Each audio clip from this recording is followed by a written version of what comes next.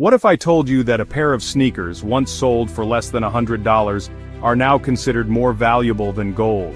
That the same shoes once banned by the NBA are today auctioned for hundreds of thousands, locked away in glass vaults and treated like fine art? This isn't fiction, it's the story of Air Jordans, the sneakers that transcended basketball and fashion to become a global currency of their own.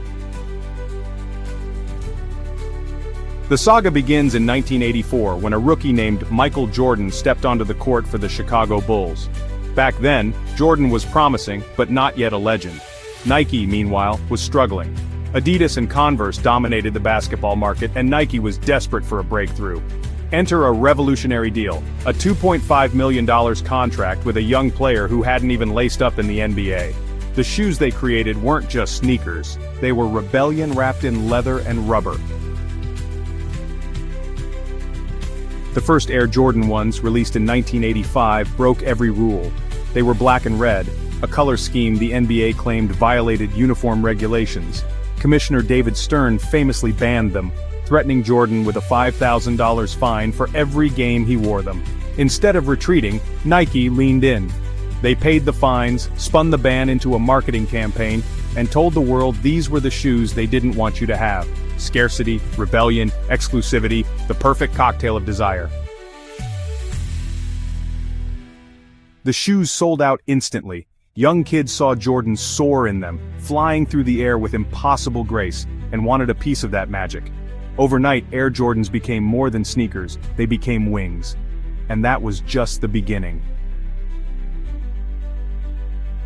Through the late 1980s and 1990s, Jordan's dominance on the court fused with Nike's marketing genius. Each release wasn't just a shoe, it was an event. The Air Jordan 3 introduced elephant print and visible air bubbles. The Jordan 5, with its reflective tongue, became a pop culture icon.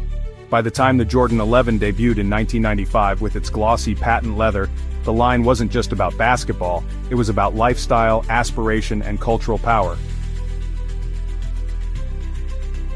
But here's where the twist comes in. Air Jordans didn't just stay in the world of sports. They spilled into music, film, and fashion. Rappers name-dropped them. Hollywood stars wore them on red carpets. Spike Lee built entire ad campaigns around them, cementing Jordans as streetwear staples. They weren't sneakers anymore, they were status symbols. And when demand exploded, something strange happened.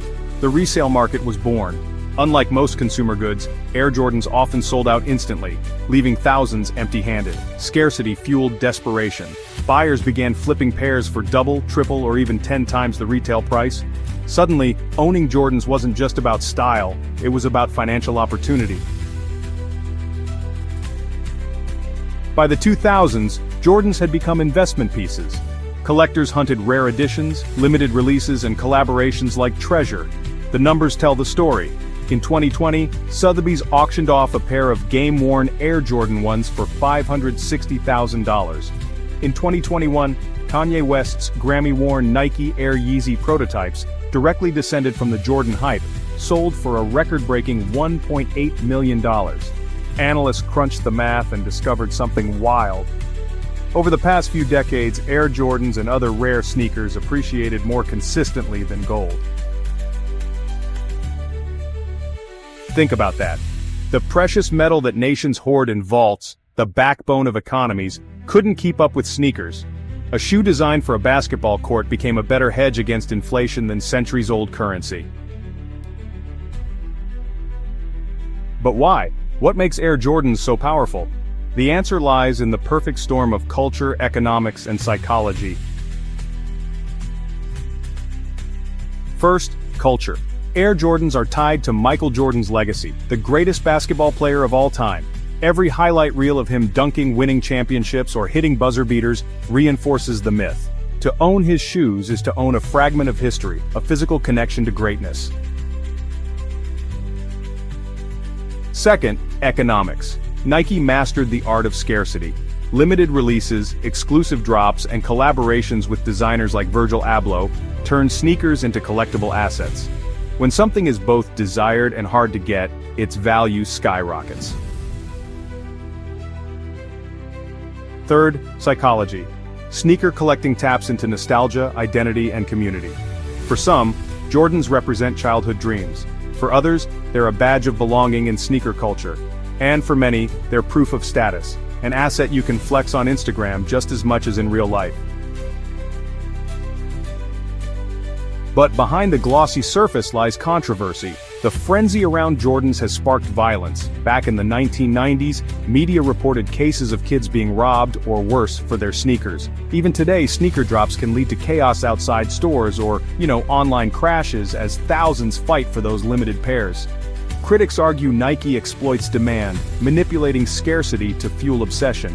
Others question whether the commodification of Jordans, flipping them for thousands, kind of betrays the spirit of basketball and accessibility. And yet the demand only grows. In 2023, the global sneaker resale market was valued at over $10 billion, with Jordans right at the center. Startups like StockX and GOAT have turned sneaker trading into a Wall Street-style exchange, complete with graphs, data, and authentication. Sneakers became commodities traded like stocks, their value rising and falling with trends, collaborations, and cultural moments. In this new economy, Air Jordans weren't just footwear, they were futures. Take the Chicago Air Jordan 1s. Originally sold for $65 in 1985, pristine pairs now fetch tens of thousands at auction. Or the Dior X Air Jordan collaboration in 2020, which retailed for $2,000, but resold instantly for over $20,000.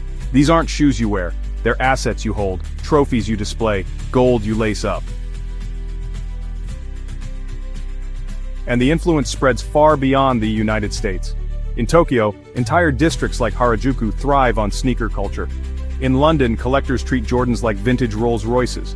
Over in Dubai, rare editions are status flexes rivaling Rolexes. Across continents, Jordans have become passports into a global community, an unspoken language of taste, culture, and wealth. The parallels to gold are striking, aren't they? Both are scarce, both are desirable, both hold symbolic power.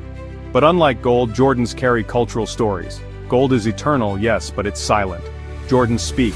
They remind you of Michael's jump shot, of the 90s boom in hip-hop, of fashion's evolution. They're not just value, they're narrative. And in the modern economy, narrative is priceless.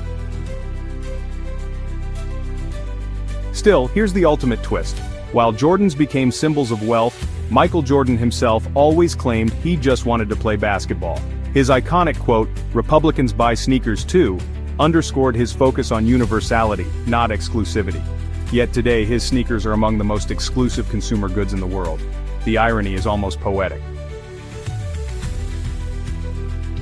So, looking at the bigger picture, the rise of Air Jordan says as much about us as it does about the shoes. I mean, we crave more than just products, we really crave meaning.